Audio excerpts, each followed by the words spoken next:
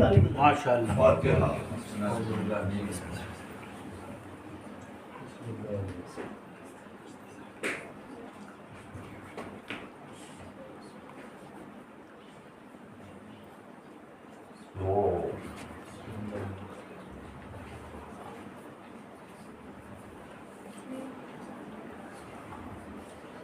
لا حول ولا قوة إلا بالله العلي العظيم. حسبنا الله ونعم الوكيل، نعم المولى ونعم النصير. بسم الله الرحمن الرحيم. الحمد لله الذي هدانا لهذا وما كنا لنهتدي لولا أن هدانا الله. لقد جاءت رسل ربنا بالحق. الصلاة والسلام على رسول الثقلين محبوب رب المغربين والمشرقين جد الحسن والحسين سيدنا ومولانا بالقاسم محمد.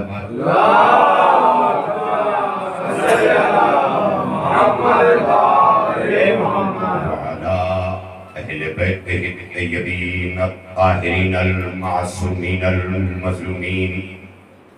أما بعد فقد قال الله في كتابه المجيد وفرقانه الحميد وقوله الحق. بسم الله الرحمن الرحيم. الذي خلق الموت والحياة ليبلوكم أيكم أحسن عملا. صلوات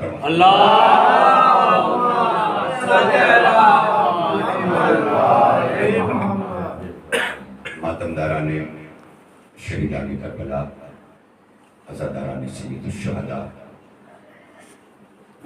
یہ مجلس عزا جو شب و روز کی آمد و رفت کے ساتھ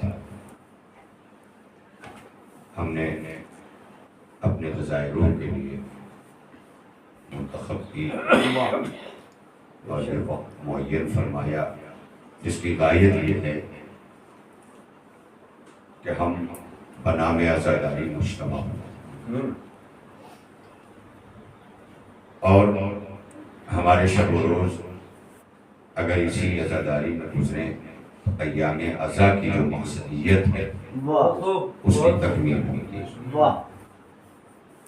معصومین کے اقوال میں اسے بہار عزا سے بھی تعبیر کیا گیا، حالانکہ فوری طور پر بہت سے نازک مزاج لوگ جو علم سے پرے ہوتے ہیں وہ فوری طور پر اس لفظ کو تسلیم اور قبول نہیں کرتے، اس لیے کہ ان کے اذہان میں لفظ بہار فقط مسرتوں کے لیے، خوشیوں کے لیے اور ان تمام چیزوں کے لیے ابھر کے آتا ہے. مولا فرماتے ہیں اطلب العلم من المہد الی اللحد. علم کے حوالے سے قبر تک حاصل. انسان کی جہالت کی انتہا اس وقت ہو جاتی ہے کہ جب وہ اپنے آپ کو وہی کامل سمجھ لے کہ میں مکمل ہو گیا، چاہے وہ وکالت کے شعبے میں ہو، چاہے وہ مسیحائی اور ڈاکٹریت کے شعبے میں ہو، چاہے وہ شعر و سخن اور ادب کے شعبے میں ہو، چاہے وہ علم، معلم اور تعلیم کے شعبے میں ہو. کسی بھی شعبہ حیات میں سوائے ان ذوات مقدسات کے جن کو خدا نے علم دے کے بھیجا ہے کوئی مکمل نہیں ہے، بلکہ ہر لمحہ اس کے لیے لازم ہے کہ وہ علم حاصل کرے. باپ کو چاہیے کہ وہ اپنے بیٹوں کی متوجہ کرتا رہے، خواتین کو چاہیے کہ وہ ماں بن کر کے اپنے آغوش کے حالوں کو متوجہ کرتے رہیں، اور ایک معلم کو چاہیے کہ وہ معاشرتی ذمہ داریوں کو نبھاتے ہوئے قوم و ملت کو لوریاں سناتا رہے علم و ادب.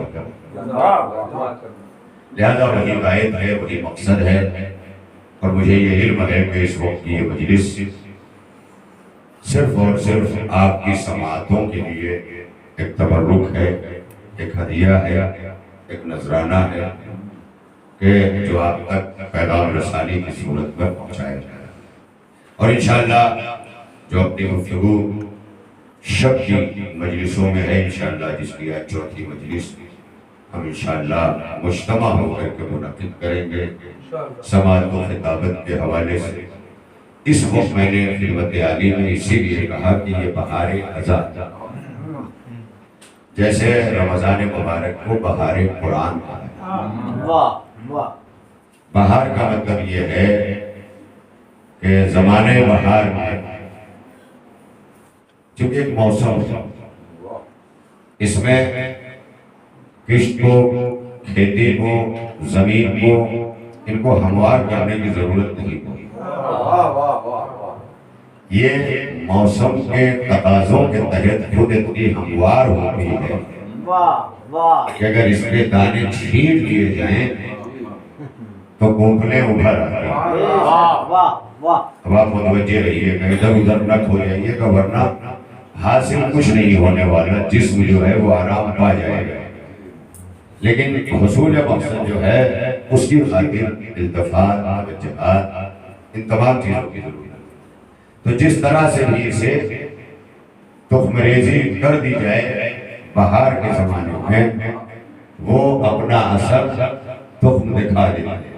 اس میں دراصل ان بیجوں کو اور ان چیزوں کا دخل نہیں ہے، بلکہ زمین کے اندر اتنی ہمواری اور اتنی قوت رویدگی اور قوت نمو اتنی بڑھ گئی ہے کہ عام حالات میں جو ہمیں اس کا حاصل نہیں ملتا، کیونکہ بہت بڑی چیز ہے یہ۔ علامہ اقبال نے بھی اس کی تمہید باندھی ہے، بہت بڑا قصیدہ فارسی میں ہے علامہ اقبال کا۔ انہوں نے بھی کھیتی کسانی سے، جیسے میں نے شروع کر دیا، انہوں نے بھی ایک جگہ پر شہزادی کونین بطول عذرا حضرت فاطمہ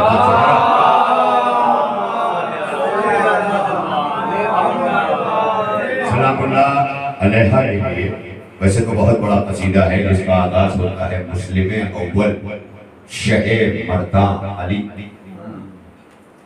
مسلم اول شہ مرداں علی، عشق را سرمایہ ایمان علی۔ اب ظاہر ہے جو لوگ علامہ اقبال کے عشق کو پڑھ چکے ہیں اور ان کے یہاں جو کیفیت عشق بیان کی گئی ہے، بہت سارے لٹریچر کے لوگوں نے، ادب کے لوگوں نے جو ہے، آپ دیکھتے رہیے، تھوڑا سا میں یہ دیکھ رہا ہوں کہ نہ جانے کو لوگ میرے بجائے دوسروں کے چہروں کو دیکھنے میں لگے ہیں، اور یہیں سے ہم اپنی اس کیفیت سے پرے ہو جاتے ہیں کہ جو آداب ہیں اس سے ہٹ کر کوئی چیز نہیں ملتی۔ لہذا ہر چیز کے آداب سمجھائے گئے ہیں، وہ پیش نظر ہے، ہر انسان یہ سوچے کہ مجھے سننا ہے، اور اس کے بعد کوئی ضرورت نہیں رہ جاتی۔ ماشاءاللہ یہ مختصر سی مجلس کے لیے تھوڑے سے لوگوں میں انتظام بڑا نہیں ہونا چاہیے۔ انتظام برائے مجلس ہے، مجلس برائے انتظام نہیں ہے۔ صلوات پڑھیے میرے گھر محمد والے بھول جائیے، بس یہ ہے کہ سارے انتظام برائے مجلس ہے، ہمارا آنا، ہمارا سفر کرنا، یہ تمام چیزوں کا اگر آپ کیلکولیٹ کریں، جائزہ لیں، تجزیہ کریں تو یہ ساری چیزیں، تو اس لیے میری طرف آپ کو توجہ ہے، زیادہ دیر آپ کا وقت نہیں لوں گا۔ میں نے بھی باہر یہی کہا تھا کہ جتنی میری اس وقت کی شیروانی ہے اتنی ہی مجلس ہے۔ صلوات پڑھیں محمد والے، یہ بھی ایک اشارہ تھا تاکہ آپ سمجھ جائیں، تو زیادہ دیر نہیں، لیکن یہ انسان کا ہنر ہوتا ہے کہ وہ کم محنت کر کے زیادہ نتیجہ لے، یہ بھی ایک ہنر ہے، اور یہ ہنر بھی فرش ازاہی پہ آئے گا، اس کے علاوہ کوئی دوسری جگہ بنی ہی نہیں کائنات، یاد دیکھیے، کیونکہ کائنات کی بڑی بڑی یونیورسٹیز جہاں علوم کے میدان میں اپنے دم توڑ دیتی ہیں، وہاں علم کو زندگانی مجلس حسین دیتی ہے۔ صلوات پڑھیے میرے محمد والے،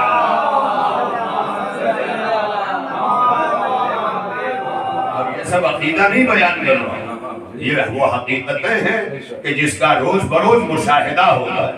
لہذا علامہ اقبال نے یہاں کہا مسلم اول شہ مرداں علی، عشق را۔ اب پہلی بات تو یہی ہے کہ اگر یہاں بیٹھا جائے تو ہم پر ابواب کھلیں گے. ہم نے فقط محبت جانا ہے. محبت کی اگلی منزل کو عشق کہتے ہیں اور عشق کی معراج کو مودت کہتے ہیں. آپ دیکھ لیں اس کا آغاز جو ہوتا ہے یہ شغف سے ہوتا ہے. کسی کو کسی سے شغف ہے, پھر کسی کو کسی سے انس ہے, انسیت کہا جاتا ہے, شغف ہے, انس ہے, پھر الفت ہے, پھر محبت ہے, پھر عشق ہے, پھر مودت ہے. یہ زینہ بزینہ. یہ ذرا اس کو طے کیجئے. خالی ہم محبت کرتے پوری زندگی معنی محبت نہ سمجھا, درمیان میں رہ گئے. سنی حکایت ہستی تو درمیان سے سنی, سنی حکایت ہستی تو درمیان سے سنی. نہ ابتدا کی خبر ہے نہ انتہا معلوم, نہ ابتدا کی خبر ہے نہ انتہا معلوم. تو ظاہر ہے کہ ہمیں درمیان سے سننے کا کوئی فائدہ نہیں ہے. ہمیں چاہیے کہ ہم ہر چیز کو ابتدا سے سمجھیں, کیونکہ ہر چیز کی ابتدا ہے. کما بداکم تعودون, اللہ خود کہہ رہا ہے اگر تم یہ جاننا چاہتے ہو کہ میں قیامت کیسے برپا کروں گا تو پہلے جو ہے وہ ابتدا پہ نگاہ کرو. انتہا سمجھنا ہے تو ابتدا پہ نگاہ کرو. کما بدانا اول خلق نعید, یہ قرآن مجید کی آیتیں ہیں کہ اگر تم جاننا چاہتے ہو کہ انتہا کیا ہے تو ابتدا پہ نگاہ کرو. ابتدا پہ نگاہ کر لو گے تو انتہا سمجھ میں آ جائے گا. یہ ہے لہذا پہلے ہمیں ہر چیز کی ابتدا کی طرف. لہذا باب کرم تمام چیزوں سے پرے ہٹ کر تو ایک چیز یہ میں بھی کہتا چلوں, چونکہ علامہ اقبال کے حوالے سے ان اشعار کی بات آئی ہے اور چونکہ علامہ اقبال فقط شاعر نہیں ہے, اس مفکر اسلام کا نام علامہ اقبال ہے جس نے 2 مصروں میں کائنات کی ارتقاء کا حل پیش کیا, وہ بھی ترے آل محمد سے فکر کو مستعار لے کر. اس میں ایک یہ بھی ہے کہ آج پورا جزیرہ نما عرب اور یہ کھاڑی جس طرح کے حالات سے گزر رہی ہے, ہماری مشرقی دنیا جس لپیٹ میں ہے, مغربیت کی شیطنت کی لپیٹ میں, علامہ اقبال نے اس دور میں جب یو ترتیب پا رہا تھا تب کہا تھا کہ ایرا تہرا ہو اگر عالم مشرق کا جنیوا, تہرا ہو اگر عالم مشرق کا جنیوا, شاید کرۂ ارض کی تقدیر بدل جائے. اس کا مطلب مقدر کرۂ ارض کا پھوٹا ہوا ہے جسے مغرب نہیں سنوار سکتا, مشرق سنوار. یہ تمام چیزیں ہیں اور باللہ یہاں پر فکر کرنے والے, غور کرنے والے افراد موجود ہیں, قلت ہی میں صحیح. لہذا یہ پیغامات جو یہاں سے جذب کیے جائیں گے, آج کے دور میں ہر چیز موجود ہے, جانتے ہیں آپ, دیکھتے ہیں. لہذا یہاں سے جو حضرات پوری طرح سے مجتمع ہو کر جو نوجوان ہیں وہ اپنے آگے تک سینہ بسینہ اسے پہنچاتے رہیں گے. لہذا کا عشق را سر مسلم اول شہ مردان علی, مسلم اول شہ مردان علی, مسلم اول شہ مردان علی, مسلم اول شہ مردان علی, مسلم اول شہ مردان علی, عشق را سرمایہ ایمان علی. ہے نا, تھوڑا سا بچوں رک جاؤ نا, اتنے انتظامات نہ کرو. ایک صلوات پڑھنے مل کر مجھے کوئی ضرورت نہیں, اور میں انشاءاللہ اگر کوئی اس وقت کسی چیز کی طرف نہ جائے بس, ورنہ اس سے بھی آپ ختم ہو جائیں, کوئی نتیجہ نہیں نکلے گا. بس نتیجے کی طرف آئے نا میرے ساتھ, تو تھوڑا سا آپ بھی قریب آ جائیں اور لوگوں کو بھی قریب بلا لیں, وہ پیچھے رہ کر. یہ ماشاءاللہ کیا کیا جائے, آج کے دور کے بچے جو ہے اس اطمینان میں کہ کیمرہ تو چل رہا ہے, بعد میں سن لیں گے, اور بعد کبھی آتا ہی نہیں. صلوات پڑھیں مل کر محمد والے. لیکن کبھی اسے بھی جو ہے وہ دخل در معقولات کی صورت میں لیتا ہوں, کیونکہ ظاہر ہے کہ مجلسوں کی جو عظمت ہے اس کو پیش نظر رکھا جائے. بڑی تیزی کے ساتھ, بڑی توجہ کے ساتھ, میں نے پہلے ہی عرض کیا ہے کہ میں اپنے وعدے پہ باقی رہ سکوں, اس میں آپ میرا تعاون کریں کہ میں اختصار سے اس کو گفتگو کروں گا. لہذا اس اختصار کے لیے لازم ہے کہ آپ حضرات میرا ساتھ دیں, اور اس ساتھ دینے میں پوری طرح سے توجہات کو اپنی میری جانب مبذول رکھیں. تو ایک عشق ہے, علامہ اقبال کے یہاں مستقل یہ لفظ ہے عشق, اور عشق کو پیکر میں ڈھال کے بیان کیا, جیسے بے خطر کود پڑا آتش نمرود میں عشق. اب آپ دیکھ لیں, یہ بے خطر کود پڑا آتش نمرود میں عشق, یہاں عشق کون ہے؟ یہاں عشق ابراہیم ہے. بے خطر کود پڑا, عاشق نہیں کہا, عشق کہا. جو یہ سمجھ لے وہ عاشق ہو جاتا ہے.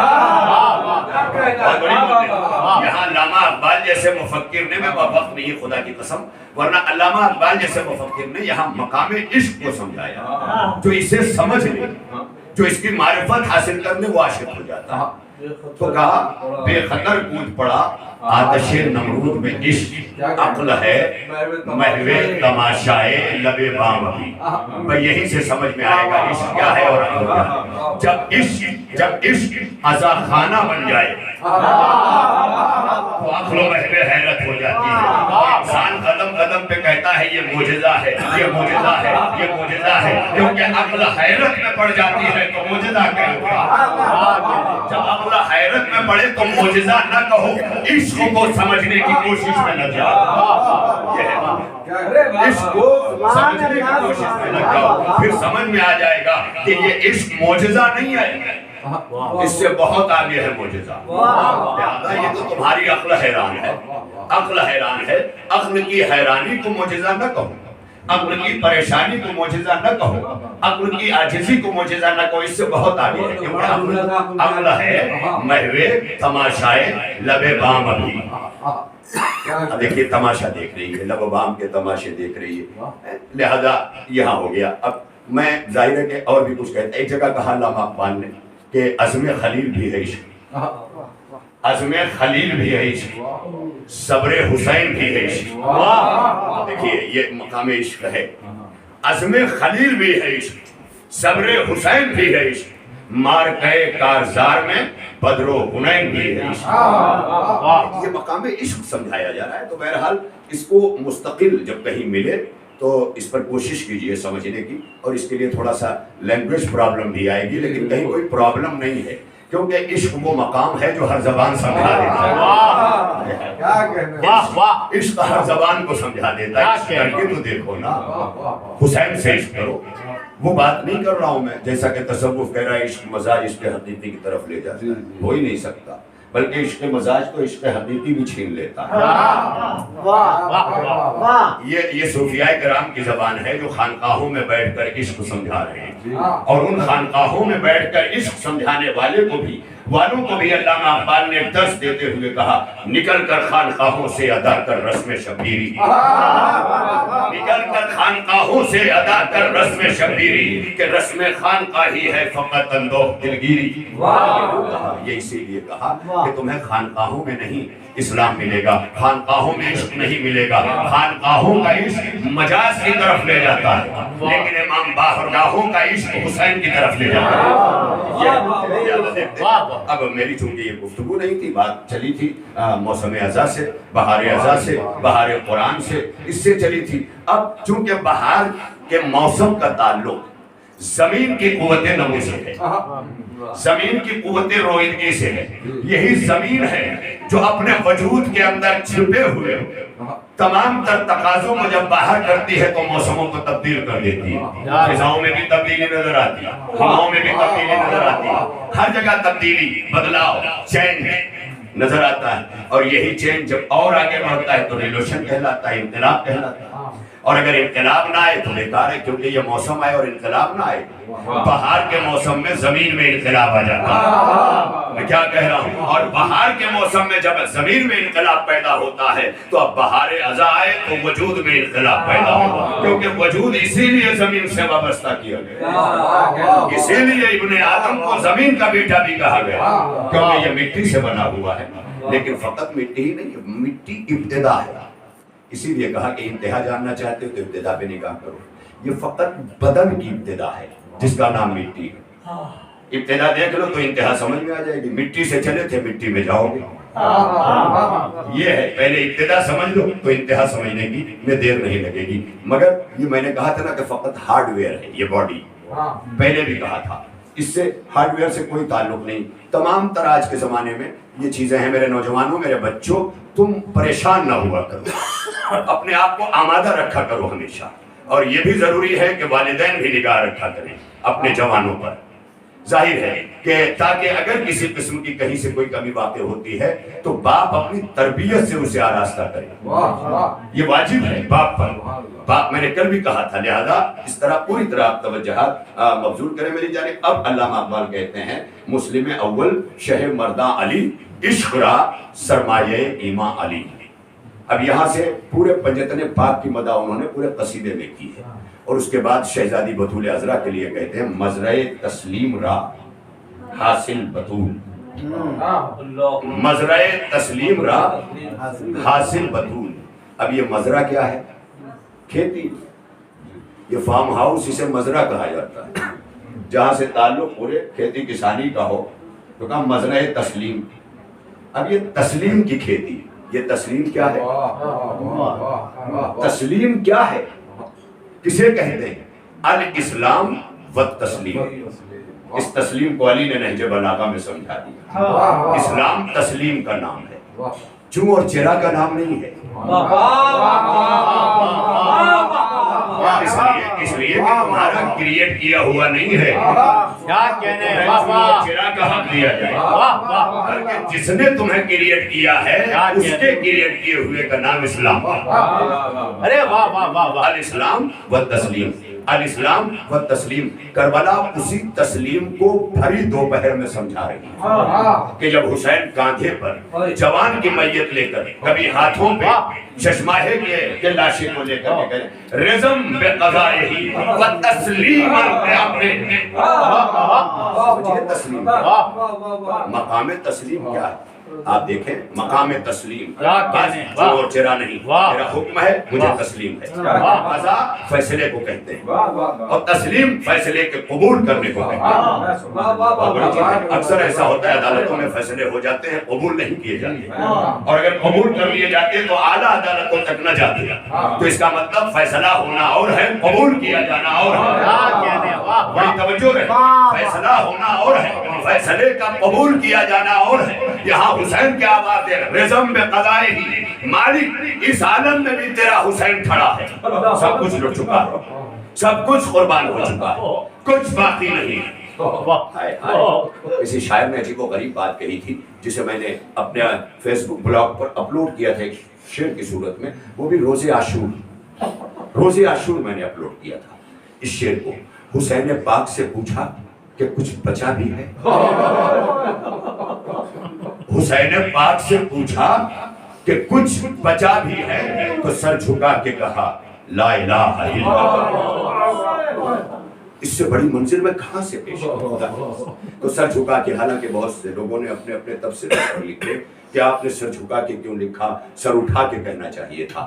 تو عاجزی کی، سرنڈر ہو جانے کی ایک منزل آپ دیکھ لیں، سر جھکانا ہے۔ یہاں حسین پاک سر جھکائے ہوئے، تو سر جھکا کے کہا لا الہ الا اللہ، کچھ بچا بھی ہے؟ تو سر جھکا کے کہا لا الہ الا اللہ۔ حسین نے مقتل میں سب کچھ لٹا کر زبان پر جو کہا لا الہ الا اللہ بچا ہے، اس سے یہ پتا چلا کہ کائنات کی مقصدیت بقائے لا الہ الا اللہ ہے، اور اسی بقائے لا الہ الا اللہ کے لیے۔ بہرحال میں کیا کروں، کہاں سے اعراف کروں؟ جب آپ کی سماعتیں میرے ساتھ وابستہ ہوتی ہیں تو مطالب کے ابواب کھلنا شروع ہو جاتے ہیں۔ ظاہر ہے کہ یہ ابواب مطالب جب دونوں کے خلوص، خطابت و سماعت مجتمع ہوتی ہیں تو ایک خلوص کا رجحان اور خلوص کا ایک حیجان پورے وجود میں برپا ہو جاتا ہے، اور اس کے ذریعے افہام و تفہیم کی منزلیں اتنا آسان ہو جاتی ہیں کہ جیسے موسم بہار آ گیا۔ تو کیا کہا؟ مزرع تسلیم، تسلیم کی کھیتی، یعنی تسلیم اچانک وجود میں آنے والی کسی شے کا نام نہیں۔ تسلیم کی کھیتی آدم سے شروع ہوئی، آدم سے ختمی مرتبہ تک آئی، تب کہا مزرع تسلیم را حاصل بطول۔ مزرع تسلیم را حاصل کیا؟ بھئی کسانی کھیتی ہوتی ہے، سب کچھ باہر باہر ہوتا ہے، اس کا حاصل کیا ہے؟ وہ اناج جو ہمارے گھروں میں آتا ہے، ورنہ وہ جو کچھ ہو رہا ہے وہ حاصل نہیں ہے، وہ لا حاصل ہے۔ لا حاصل کو حاصل میں تبدیل کیا جاتا ہے۔ تو جب ہمارے گھروں میں وہ اناج پہنچتے ہیں نا تو وہ کھیتی کا حاصل کہا جاتا ہے۔ تو کہا آدم سے لے کے نوح، نوح سے لے کے ابراہیم، ابراہیم سے لے کے موسیٰ، موسیٰ سے لے کے عیسیٰ، عیسیٰ سے لے کے ختم مرتبہ تک 1,24,000 انبیاء نے جو تسلیم کی کھیتی کی ہے، جو تسلیم کی کھیتی کی ہے، جو زمین تسلیم میں کاشتکاری کی ہے، اس کے حاصل کا نام بطور یعنی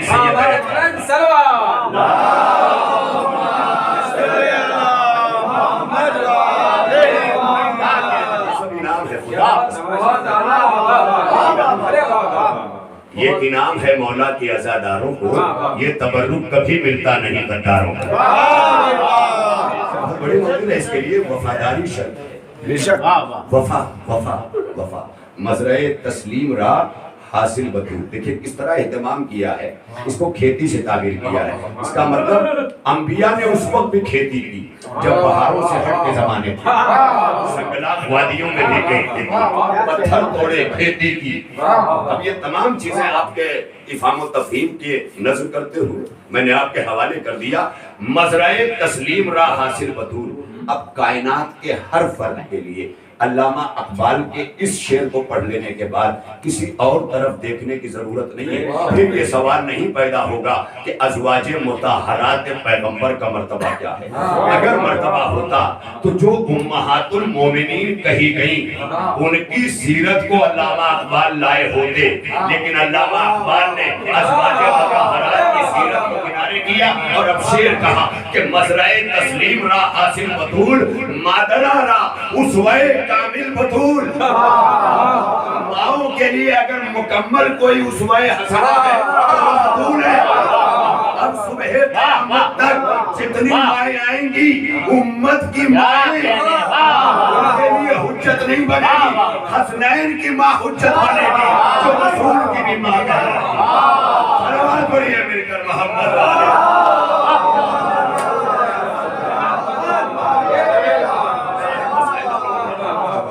مادران را اسوہ کامل بطول۔ تو یہاں کیا کہا گیا؟ کھیتی۔ جزاک اللہ۔ آپ کھیتی کر رہے ہیں، مقام تسلیم میں یہ جو زندگی ہے نا اسی میں گزر رہی ہے، لہذا قدرت نے کھیتی کرتے کرتے آسانی کے لیے مزارے کی، کاشتکاروں کی آسانی کے لیے کہ اب اس وقت ٹیبل نہ چلانا پڑے، زمین کے جگر کو چیرنا نہ پڑے، ہل نہ چلانی پڑے، بلکہ ایک ایسا موسم لایا جائے جہاں صرف دانے ڈال دیے جائیں اور روپ بھی پیدا ہو جائے۔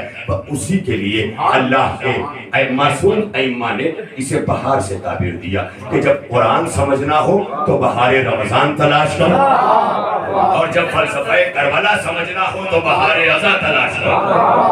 بہت بڑی منزل ہے یہ بہار کتنا، اس میں دیکھیں آپ نتیجہ، کم محنت زیادہ نتیجہ، اسے بہار کہتے ہیں۔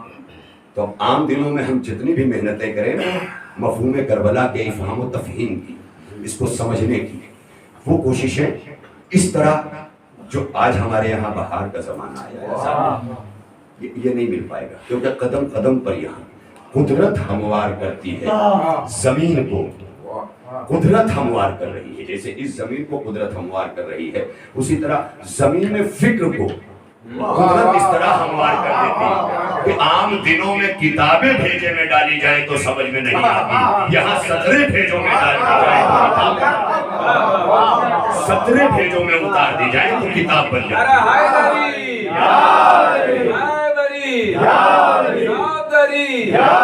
ایک نعرہ حیدری،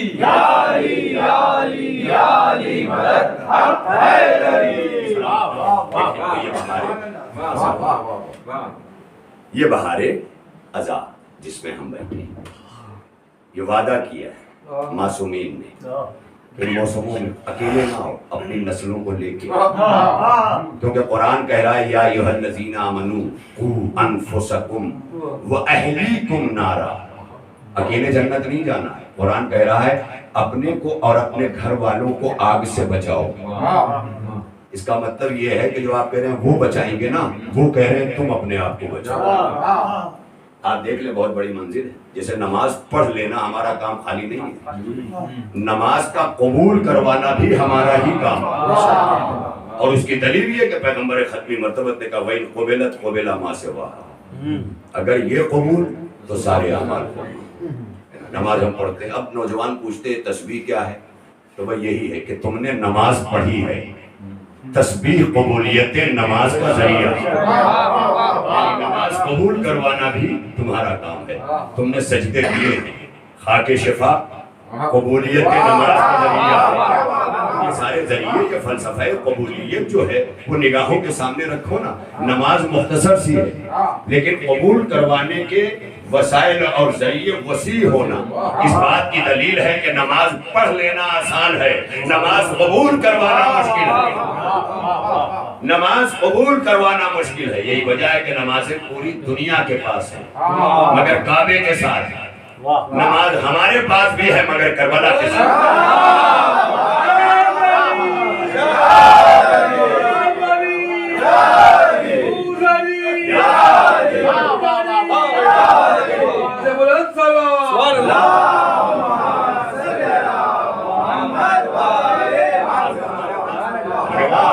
دلیل خاک شفا ہے، دلیل تسبیح فاطمہ ہے۔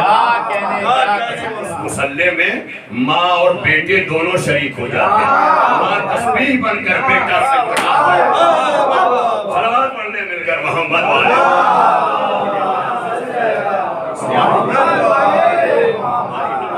ہماری نمازوں لہذا مزرعہ تسلیم را حاصل بطول، مادرہ را اسوہ کامل بطول، اور ماؤں کے لیے اسوہ کامل بطول ہے۔ تو یا ایھا الذین آمنوا قوا انفسکم واہلیکم نارا، باہر نمازیں پڑھ کے تم نہیں بچ سکتے، اپنی نسلوں کو لاؤ، یہاں محفوظ کرو جہاں نمازیں سمجھائی جائیں۔ میں کیا کروں، نیّر سرسوی کا کبھی میں نے شاید جبل پور میں بھی کوٹ کیا، 6 مصرے بڑے پیارے انداز میں مرحوم نیّر سرسوی نے کہا تھا اسی فلسفہ نماز کو سامنے رکھتے ہوئے، اور وہ بھی ایک وعدہ سید الشہداء جو مقتل میں اپنے رب سے حسین نے دوبارہ کیا زیر خنجر۔ نیّر سرسوی نے اس مفہوم کو پیش کرتے ہوئے کہا وقت آخر لب شبیر پہ آئی یہ دعا۔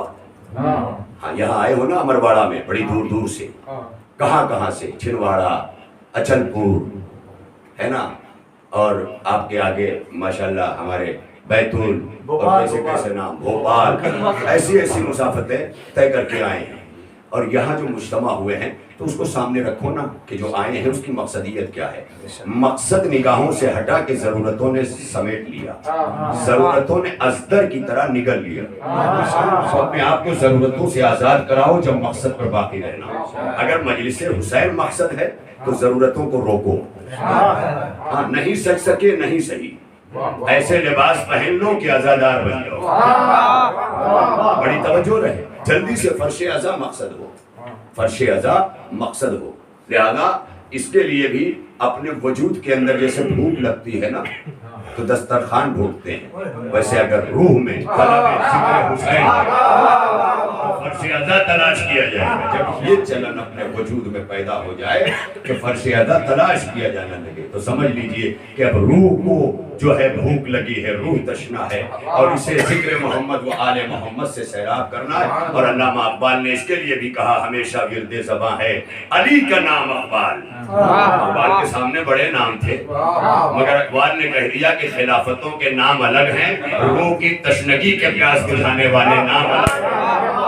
لہذا ہمیشہ ورد زباں ہے علی کا نام اقبال، کہ پیاس روح کی بجھتی ہے اس نگینے سے۔ لہذا ہمارے لیے لمحات فکریہ قرآن کہہ رہا ہے یا ایھا الذین آمنوا، نیّر صاحب کہاں آئے تو اچھا آپ نے یاد دلا دیا، یہ بہت عمدہ طریقے سے کربلا کا حوالہ پیش کیا۔ یہ تو آپ حضرات کے ذوق سماعت کی معراج ہے کہ آپ نے مجھے متوجہ کیا، میں شکر گزار ہوں۔ تو انہوں نے کہا وقت آخر لب شبیر پہ آئی یہ دعا۔ کہیں بھی یہ شعار انبیاء ہے کہ جیسے ہی کوئی قابل ستائش کام ہوا ادھر ادھر نہیں دیکھا کہ لوگ تعریف رب کی طرف دیکھا، رب کی طرف دیکھا۔ میر تقی میر نے بھی اس منظر کی طرف دیکھا ہے، اس منظر کی طرف، آخری سجدے کی طرف اپنے غزل میں دیکھا ہے، اور دیکھ کر کہا کہ تہ شمشیر سجدہ، اتنا معتبر سجدہ، بتائے بے نیاز اب بندگی پر اعتبار آیا۔ یہ شعر نہیں پہنچا، بتائے بے نیاز اب بندگی پر اعتبار آیا۔ یہ حسین میر تقی میر کی زبان میں اگر یہ کہہ رہے ہیں کہ بتا اب بندگی پر اعتبار آیا، اس کا مطلب کربلا سے پہلے 1,24,000 انبیاء گزر چکے، مگر خدا کی نگاہوں میں اعتبار بندگی قائم نہیں ہو سکا تھا، اعتبار بندگی قائم نہیں ہو سکا تھا۔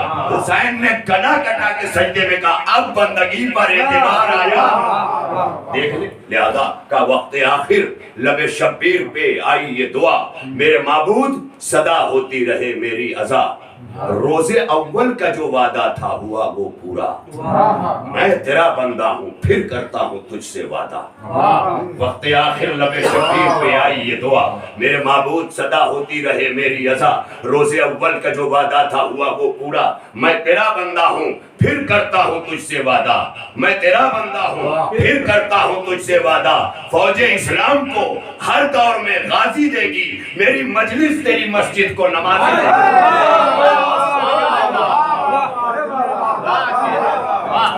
قُوْ أَنفُسَكُمْ وَأَهْلِيكُمْ نَارًا، جب لگے کہ نسلیں نمازی نہیں ہیں تو فرش عزا پہ لے کے، جب لگے کہ نسلیں فروعات سے دور ہیں فرش عزا پہ لے کے آؤ۔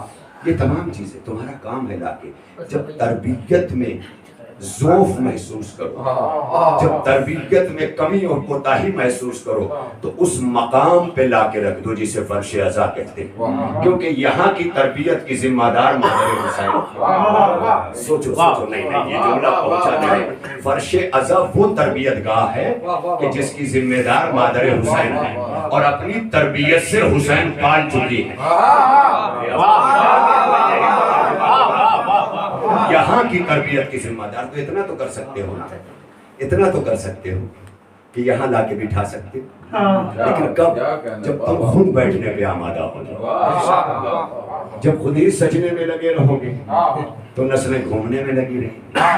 آؤ اپنے آپ کو فرش عزا کے حوالے کرو، زبانی طور پر نہ کہا کرو ادھر علم چوما ادھر جھوٹ بولا، ادھر علم چوما ادھر بے وفائی کی، ادھر علم چوما ادھر غصب کر لیا، ادھر علم چوما ادھر فطور ذہن میں آ گیا۔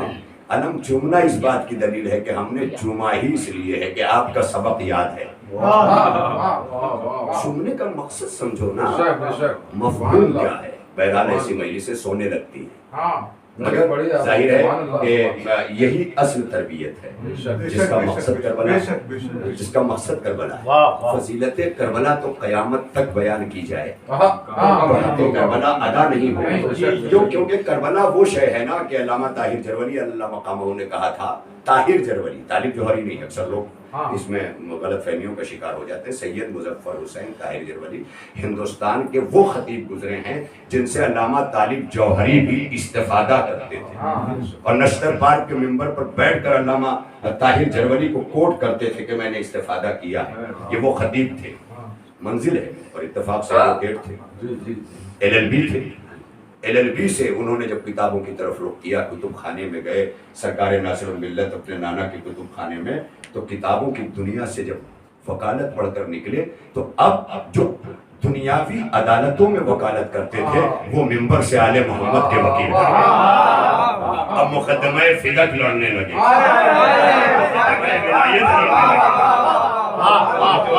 خدا کی قسم، اور ایسا لڑے کہ دنیا کے جج محو حیرت رہے، وکیل بولتا رہا۔ یہ ہے منزل۔ لہذا انہوں نے کہا تھا کربلا تیرے مقدر کی یہ بیداری ہے، کربلا تیرے مقدر کی یہ بیداری ہے، کعبہ پہنے ہوئے پوشاک عزاداری، کعبے نے لباس سیاہ، یہ واضح کیا کہ کعبہ نہ ہوتا اگر کربلا نہ ہوتا۔ کربلا محافظ کعبہ ہے۔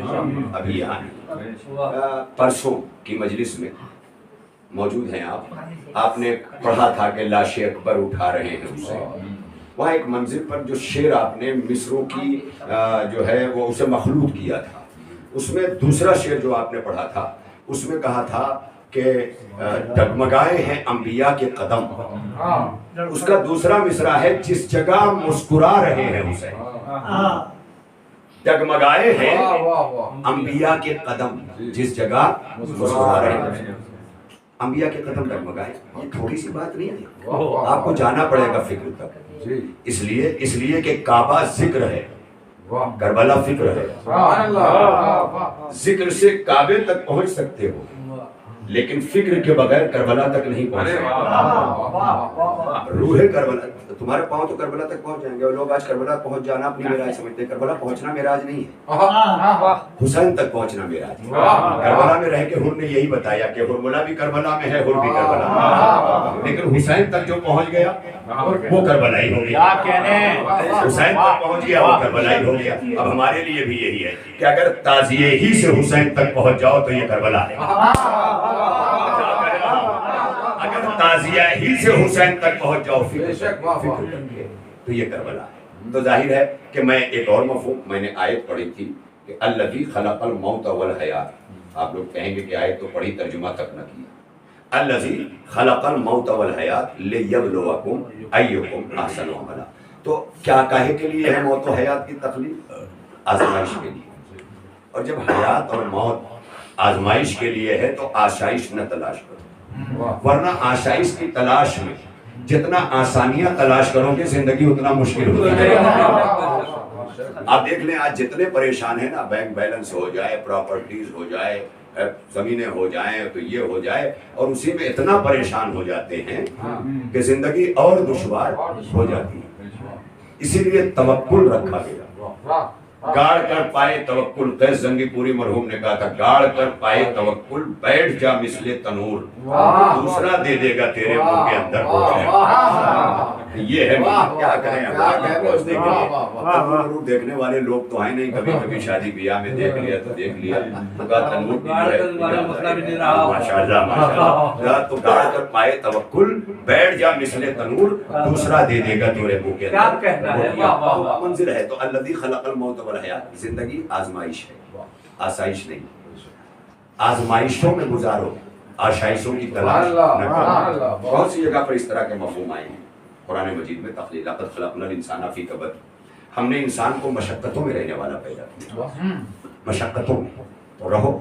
جب خالق کہہ رہا ہے کہ ہم نے ایسا پیدا کیا تو اسے چھوڑ کر تم آسائش کیوں تلاش کرو؟ جب آزمائش ہے زندگی تو امتحان میں رہو نا.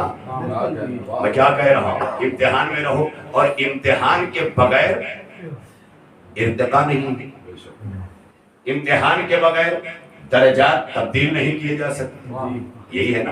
تو اگر آخرت تک جانا ہے تو دنیا کو انتہا گار سمجھو. دارالامتحان ہے دنیا, یہاں امتحان دو, کیونکہ یہاں کے لیے نہیں آئے ہو. جنہوں نے یہ سمجھ لیا ہے وہ وہیں ختم ہو گئے, ان کا آغاز بھی نہیں. یہ دنیا یہاں کے لیے ہے ہی نہیں. یہ دنیا تو اس لیے دی گئی ہے کہ اس دنیا میں کسی دنیا کے لیے تیاری کرنا. آپ دیکھ لیں, یہ دنیا یہ نتیجہ نہیں ہے, یہ نتیجے کی تیاری کی جگہ ہے. یہیں رہ کر تمہیں فیصلہ کرنا ہے کہ اس دنیا میں کہاں رہنا ہے.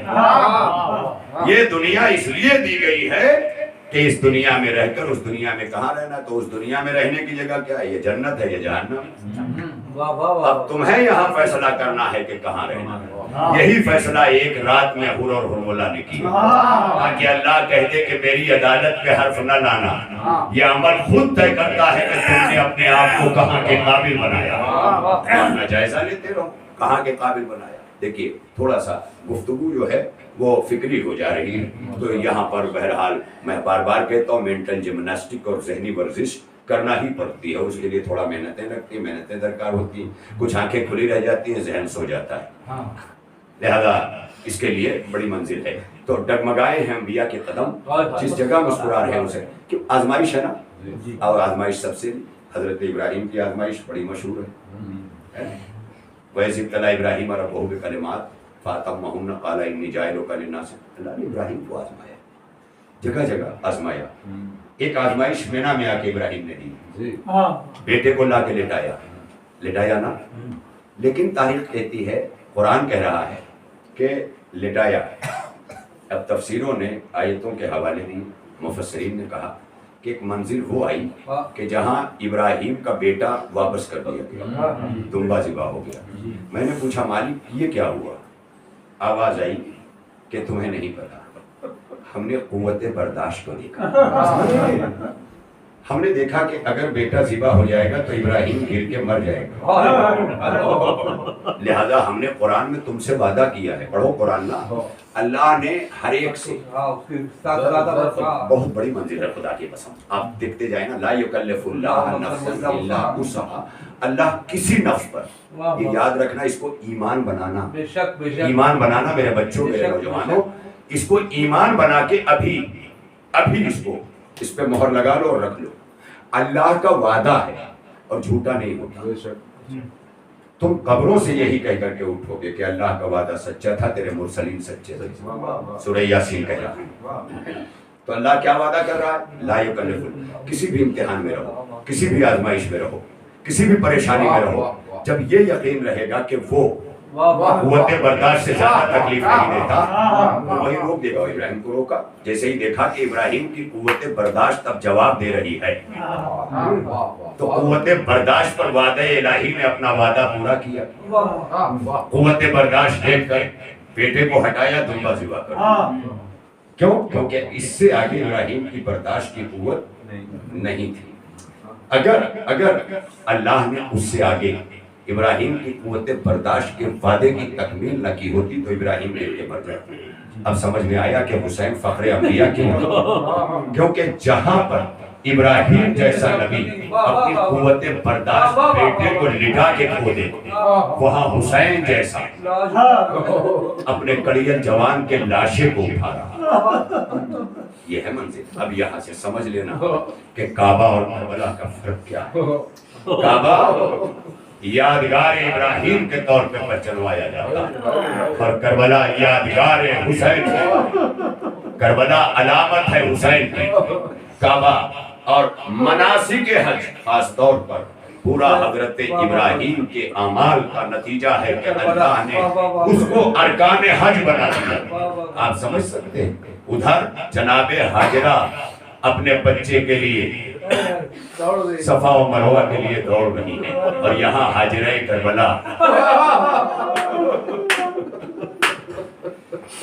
جناب رباب اپنے ابھی اصغر کو حوالے کر رہی ہے، اور حوالے کرنے سے پہلے جملہ کہا تھا کہ آقا میں اپنے لال کا کرتا بدل دوں۔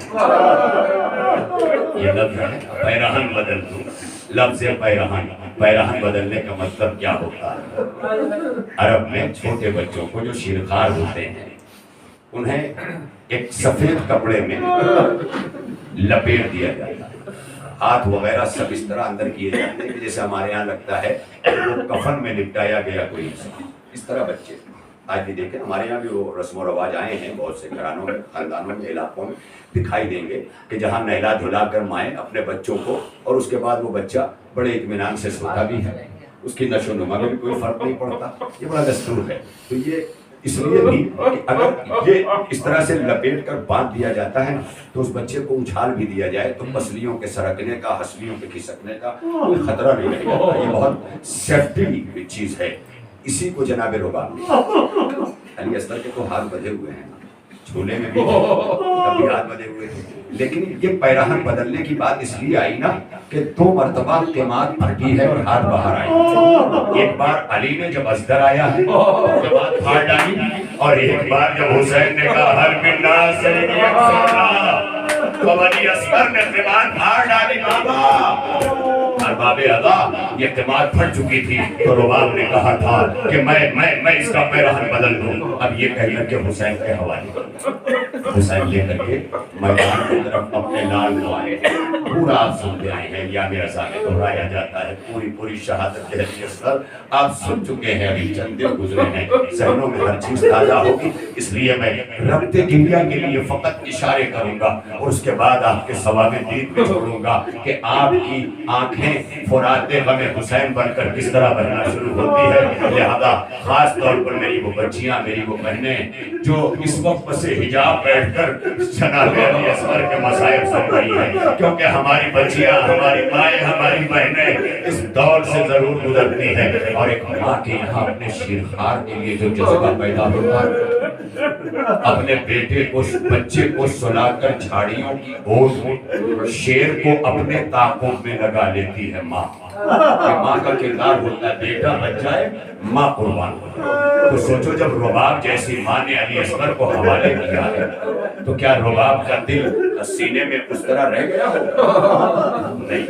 اب رباب کا دل، رباب کا کلیجہ منہ کو آ رہا ہے، اس لیے درے خیمہ پہ رباب کھڑی. اور یوں بھی رات بھر تاریخ میں ملتا ہے نا کہ جناب رباب خود ایک تیر انداز تھی اور اپنے باپ سے وراثت میں پایا. اسی لیے رات میں جب جھولا جھلایا پوری شب عاشور ہر ماں نے اپنے بچوں کو وصیتیں کی، نصیحتیں کی، تلقین کی. جناب رباب جھولا جھلا جھلا کے تلقین کر رہی ہیں میرے لال تو رباب کا بیٹا اور رباب کا باپ بھی تیر انداز تھا.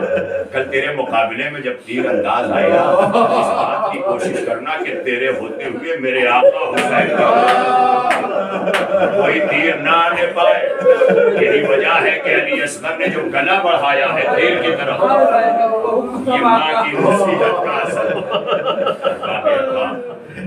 اور یہ بھی کہا تھا میرے لال تیر کھا کے گریہ نہ کرنا، تیر کھا کے نہ رو دینا بیٹا، یہ معذور تیرا کسی بیٹا نہ ہو، لہذا گریہ نہ کرنا کہ کوئی یہ سمجھے کہ رباب کا بیٹا ہار گیا. ارباب ادا علی اصغر نے گریہ نہیں کیا بلکہ جب گلے پہ تیر لیا. اچھا ایک بات اور کہنا چاہوں کہ جب دماغ میں باندھا تھا نا حسین نے تو ہاتھ پہ نہیں لیا تھا یہ بلکہ سامنے یوں لیا. دماغ میں باندھنے کا کہ بچے کو یوں لے لیا جائے تو بچہ اسٹیٹ نظر آتا ہے. جب تیر لگا نا ادھر سے تو علی اصغر نے بڑھ کے اپنے گلے پہ یہ تیر گلا بڑھا کے لے لیا.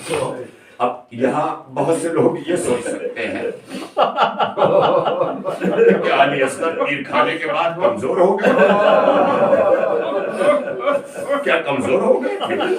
کیوں؟ کیونکہ تاریخ نے لکھا ہے کہ بچہ حسین کے ہاتھوں پہ پلٹ گیا.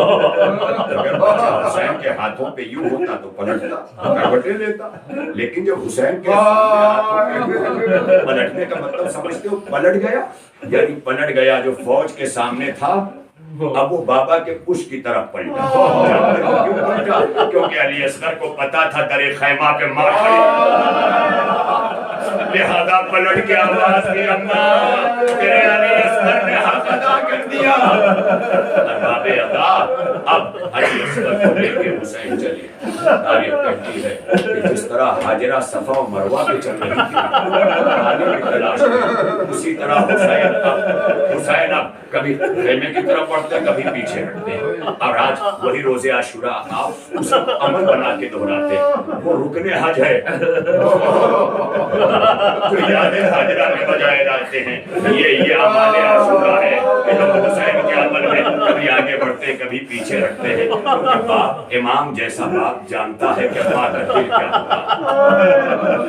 اچھا ہوا رباب سے پہلے والی سکینہ در خیمہ پہ آ گئی. بابا آپ میرے بھیا کو پانی پلانا ہے. حسین نے فوراً ابا کا دامن ہٹا دیا، دیکھا گلا زخمی ہے تڑپ گئے. اور اتنے میں جب سکینہ کی آواز سنی ہے نا تو رباب نے آ کے اپنا رخسار رکھ کے اتنا ہی کہا تھا کہ میرے لال کیا تیری عمر کے بچے بھی مہر کیے جاتے ہیں؟ اب یہ آپ نے برابر سنا ہے. ارباب اعظم رباب نے تیر حرملہ کا یہ منظر تو دیکھ لیا، لیکن اب کوئی رباب کے دل سے پوچھے کہ وہ رباب کربلا سے لے کے مدینے تک آ گئی مگر علی اصغر کو نہ بنا سکی. یہی وجہ ہے کہ میرا چوتھا امام کہتا ہے کہ جب میری مادر گرامی کو غسل کے لیے لایا گیا، کپڑا بدن سے جدا کیا گیا تو میرے اصغر کے جلے ہوئے چمڑے کی لکڑیاں جو میری ماں نہ کھول سکی تھی تو برآمد ہوئی ہیں. ارباب اعلیٰ کون سا غم تھا جو رباب کو تڑپائے ہوئے تھے؟ یہ بات سمجھ میں آتی ہے کہ رباب نے تو وہ دیکھ لیا تھا نا کہ تیر لگا ہے، لیکن مطمئن ہو گئی تھی ماں کہ میرے بچے کو قبر مل گئی. حسین نے زلفقار سے ایک ننھی سی لہر بنا دی تھی، قبر میں دفنا دیا تھا. رباب مطمئن ہو گئی تھی مگر ماں کا دل اس وقت تڑپا جب شام غریبہ میں اعلان ہوا کہ شہید کو 72 ہیں.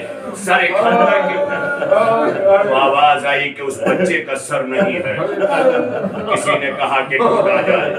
اب زمین کربلا پر یہ کہہ کے کہ کہیں نہ کہیں حسین نے دفنا دیا ہوگا، یہ کہہ کے زمین کربلا میں بھالے نیزے ہر جگہ چبھائے جاتے تھے. اچانک جناب رباب نے اس منظر کو دیکھا کہ ایک شقی نے اپنے نیزے کو زمین میں چبھایا اور اس میں الجھ کر 6 مہینے کے بچے کا لاشا باہر آیا. ماں نے یہ تو دیکھ لیا، لیکن اب ماں کے دل سے پوچھو اس شقی نے اپنے گھٹنے کو گل بدن کے سینے میں رکھا، کمر سے خنجر نکالا، سر تن سے جدا کیا، چھوٹا سا سر بلند کیا. اب رباب نے کیا کہا مجھے نہیں پتا، کیونکہ رباب کہہ چکی تھی کیا تیری عمر کے بچے بھی نہر کیے جائیں.